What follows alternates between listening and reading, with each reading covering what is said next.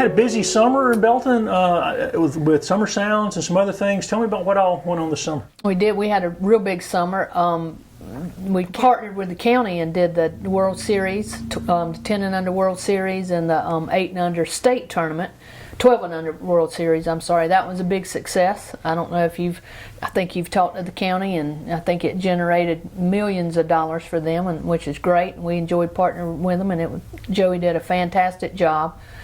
I went to a lot of the games, and it was well run. The fans were behaved, and it was a great week, both times, both tournaments. Good for local business and stuff? Well, for Anderson, you know, we're probably 15 miles away from there, so we didn't get so much of that, but you know, that's how it works. But we were glad to be a part of it, and our name was out there, and we're probably gonna entertain doing it again maybe in 2025.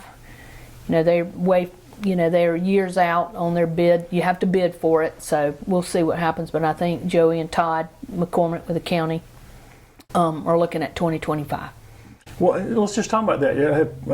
Recreation program, how's it go this summer? I know, you know, like I said, Joey stays pretty active. Yes, I think that tournament about wore him out, but he did a fantastic job. That was the summer sports, and now we've got soccer, softball, baseball, football, all of that going on right now, so we're wide open. We're probably serving about 500 kids right now. We've been very active in the rec department. You have enough space for all your teams now? We're figuring it out. You know, and speaking of rec stuff, you know, the county's doing the countywide overview of everything, and we'll be having that public input on October 13th here at City Hall for everybody to see the master plan. You know, it's not a set in stone plan, but it's a in general plan of what we need to do with all of our parks and rec system, and it should be a very exciting time. I'm looking forward to it, because that's a lot of the quality of living has to do with our rec system. So glad that the county's putting that interest in for us. And y'all got some green space. I know we talked, I think, a little bit last time about just celebrating the first anniversary of the trail. Is it still getting a lot of use? Oh yes, it gets a lot of use, and the county's buzzing about possibly, you know, running a line between here and there, which would be fantastic. You know, Greenville's had such success with it. I think the county's wanting to be a part of that. You know, keep everybody here in the county instead of them packing up their bikes and heading to Greenville. So we're very optimistic that may happen in the future. How did Summer Sounds go this year? It was great. We had great musicians. The food trucks were really good. Had a good turnout. You know, 2 of them, it was really hot, but it didn't, you know, we consulted the bands and they were willing to play, and it went good. We just finished the last one Tuesday. We had kind of 2 bands, and then Loretta Holloway joined the Combo Kings at the end of the night, so it was kind of 3 shows in one, and big crowd, and it was a big success.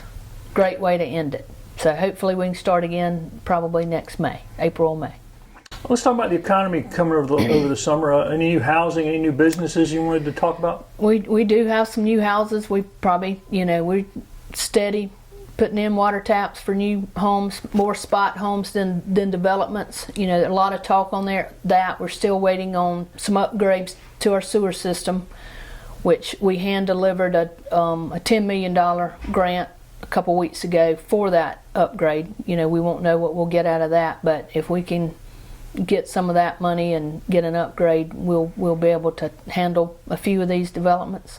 So that'll be, and it's needed anyway, whether we have developments or not. So ARP funds coming in, or are y'all starting to what are y'all doing with it? We've done, you know, part of a fire truck. We got 2 new fire trucks coming. We've used a little bit of the money for that. We've put in, the big project's been the new water taps, which has really saved the town a lot of money. We really learned how much water we were losing with the old system. Remarkable what that system has done for us. And we're close. We're probably about 100 taps to having that completed. We're waiting on more taps. They're waiting on them to be sent to us. Then we'll have that project completed. You're kind of like everybody else. You wait until your water system's 100 years old to do anything. I mean, every other town's the same way. It's not just Belton. When you're waiting on grants too. Right. Anything else y'all working on with that funding? Not anything than I've already spoke of. We're holding some back, just seeing what happens. We got 2 years to spend it, so we're not just gonna find something to spend it on. We're trying to be very cautious with it and do it right. So the budget's looking pretty good for the year? Mm-hmm. So far everything looked like it was y'all hoping? Yep. Always would like more, but we're doing good with what we have. How about any new businesses? Well, we've got a new window depot that just opened in downtown. We'll have a ribbon cutting for them on Wednesday of this week, 9 o'clock, so that's exciting. I'm actually meeting with some people today looking at a building downtown, and they want to run by some ideas that they have on that. I don't know what that is yet, but a lot of stuff like that's going on. It's been going on, for 6 or 8 months, and hopefully something will happen. There's a developer interested in some downtown condos maybe, which would be really neat. So a lot of what ifs, but it's going to happen. I know the museum's been busy. Any update on when maybe the state museum property could be available? Or? Their site is pretty much available now. They just, that is picked out. They're just working on securing the funding, right. And hopefully they can get in on that ARPA money, and that'll help them with that project because they need about $2 million.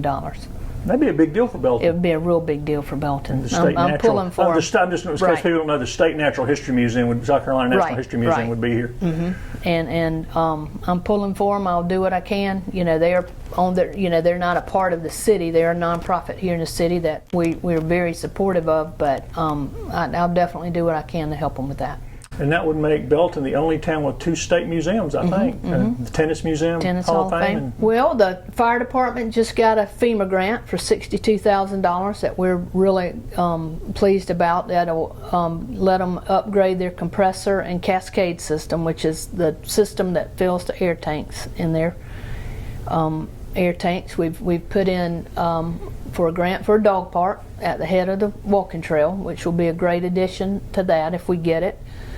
The police department, we haven't been given a number yet, but they will be receiving some money for a grant for body camera, and we're real excited about that. That get everybody a new body camera. That's very important to us. We've been hoping and praying for this grant, and we will get some of it. Might get all of it, but at least we'll be able to get those guys some new body camera, and we feel really good about that, excited about that. As you're growing, that need for, fire protection and law enforcement and stuff continues to grow too. I mean, I know y'all over the last year or so had a new chief and added officers and. Yeah, we're in really good shape right now. At public services, as you know, people come and go. It's hard to keep a full staff, but both departments are in pretty good shape right now. We feel real good about it. Our chiefs are strong chiefs. They do an outstanding job for us. We're very pleased at how that's going, and we want to do what we can for them as much as we can, and they have our full support, and we appreciate what they do. And y'all got a special election coming up in October? Yes, City Council. Tell them why we're having a special election for that. Well, Linda McCoy, it had nothing to do with. It's basically business. Her insurance costs were going to rise because she was considered a full-time employee with her provider since she's serves on city council. So she either had, and she's retired from the school system, so she either had to go back under her insurance as an employee, or in all of her rates rise dramatically, or resign and stay as a retired on her insurance. So she'll still be a good resource for y'all to. Yes, you'll still see her. Linda's not going to disappear. It's very unfortunate that happened, but I don't blame her. I'd have made the same decision. It's too risky with insurance and the cost of it. It's very unfortunate. And that's October 25th, the special election, right? Mm-hmm.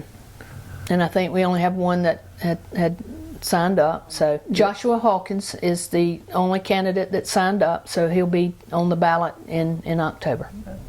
Going into the fall, I know it's always very busy. Let's talk about all the fall events that are coming up in Belton. We got the Standpipe Festival, which is October the 1st. Remind people how long y'all been doing it. Just tell people a little bit about the Standpipe Festival that have never been. Gosh, I don't know for sure how long it's been going on, but we'll start at 10:30 in the morning, go to 8:30 at night. We'll have vendors, car show, lots of activities for the kids to do. It's all day fireworks at the end. We'll have music all day long. We'll have the Combo Kings again, and our Margaret Haney will be our headliner this year. So what's the date? October 1st. It draws a huge crowd, probably around 6,000 or 7,000. Spend the day with us, and it's a fun day. And all the normal stuff y'all have? All the normal stuff, and the museum will have back the Heritage Days this year. They've been, for 2 years, not able to bring the kids in, so now the school kids will be incorporated with that again this year. They've got about 13 artisans coming, some really cool stuff that they do. It's a fun day. Yeah, that's very interesting. They do that Friday. That's a very interesting. If people haven't seen those artisans out there doing everything from like blacksmithing to. Well, I have the list here. I hate to leave anybody out. They have a soap maker, goat farmer, potter, African American sharecropper, beekeeper, zither maker, Native American crafter, telegraph operator, gullah basket weaver, blacksmith, a cooper, wagon train camp cooks, and a Model T auto mechanic. So we have those artisans coming. So after Standpipe Festival, anything else coming? We'll have trick or treat on the square, and then after that we'll roll into Christmas season. We'll have our parade and tree lighting. And when is the tree lighting? Do you know the date on that? It's usually the first Saturday in December. I'm not sure if Lori set that date yet or not. And then we'll also that night announce this year's Hall of Fame. We have a plaque that we have for them. You're able to nominate a citizen. We have a historical deceased category, a deceased category, and then a present category. And you can nominate anybody you want as many times as you want through the year. So if you nominate somebody this year and they don't get it, you can nominate them again next year.